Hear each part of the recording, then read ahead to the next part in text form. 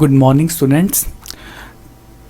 Today we are starting with our next question. So our next question is, how can you measure the gravitational mass by physical balance or equal arm balance?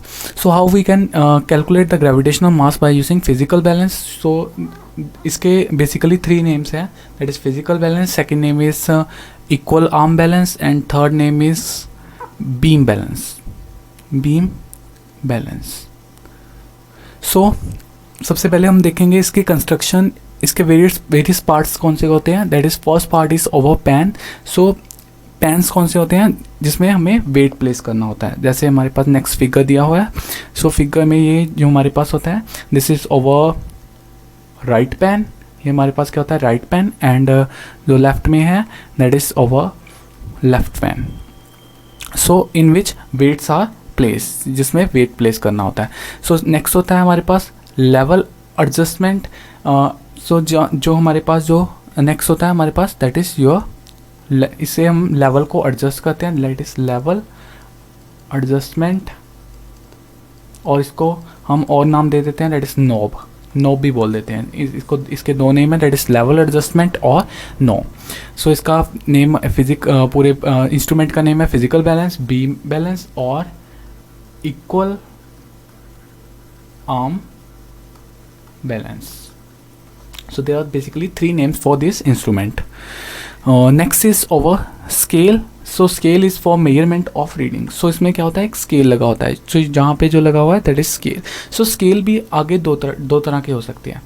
so एक तो scale होता है, एक तो scale में क्या होता है, एक के सेंटर में जीरो दी होती है, एक के स्केल में सेंटर में दी होती है, साइड में पॉइंट्स दिए होते हैं. दैट इज इधर भी 10 पॉइंट्स, इधर भी 10 पॉइंट्स.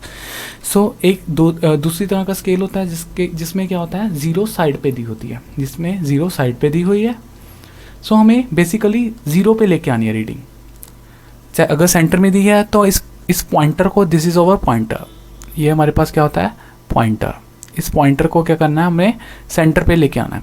जैसे हम, ये बेसिकली एक वेट मेजर का इंस्ट्रूमेंट है जो हमारे पास पुराने जो होते थे, जो शॉप्स पे यूज़ होते थे इंस्ट्रूमेंट, उसमें ये बैलेंस यूज़ किए जाते थे.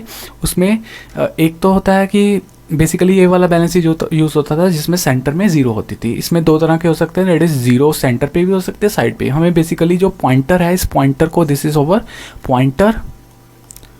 पॉइंटर को हमने इस ज़ीरो पे लेके आना है. अगर ज़ीरो सेंटर पे है तो सेंटर में लेके आना है, अगर ज़ीरो साइड में है तो साइड में लेके आना है. सो नेक्स्ट होता है इसमें वेट बॉक्स. वेट बॉक्स में हमारे पास क्या होता है, डिफरेंट वेट्स आर प्लेस्ड. सो इसमें वेट बॉक्स होता है, ये हमारे पास जो बना हुआ है that is over weight box. Wait box में हमारे पास डिफरेंट वेट प्लेस करते हैं. जो ये वाली होती है, इस पोर्शन को हम कहते हैं बीम. इस पोर्शन को क्या कहते हैं, बीम कहते हैं हम. सो हमारे पास जो इसके पार्ट्स कंप्लीट हो जाते हैं.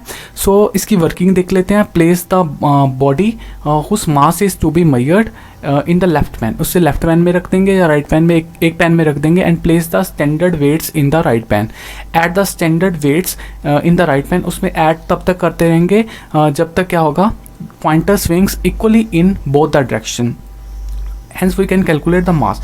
तब तक हम उसमें वेट प्लेस करेंगे तब जब तक ये पॉइंटर इक्वली दोनों साइड क्या करेगा, दैट इज़ वो वाइब्रेट नहीं करेगा. अब यहाँ पे ऐसे इक्वली मूव करेगा.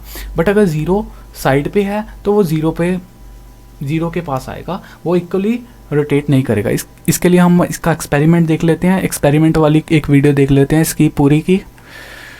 Students,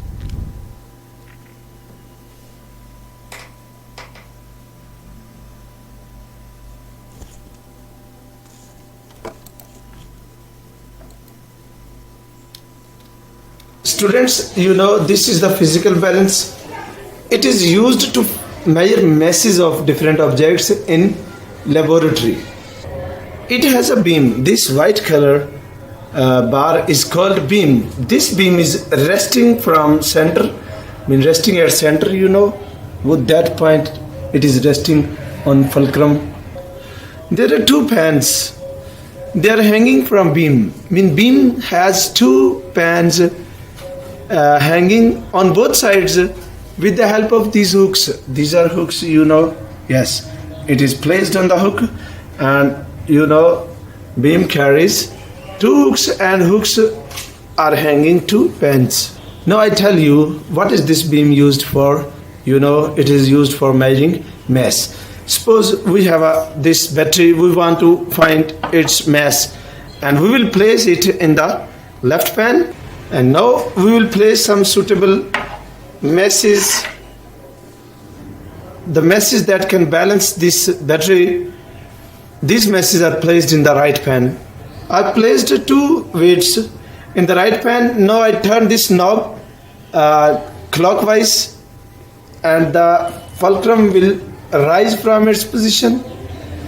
This pointer, you know, this side is heavier and this weight is lighter. Now add more weights to balance it. Before adding weight, turn the knob and make the beam to rest on the fulcrum again.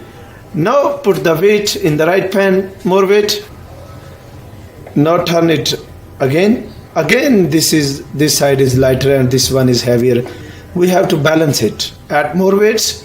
I've added more weight, and now turn the knob, and now the position of the pointer is exactly on the zero. Please note the position of the pointer.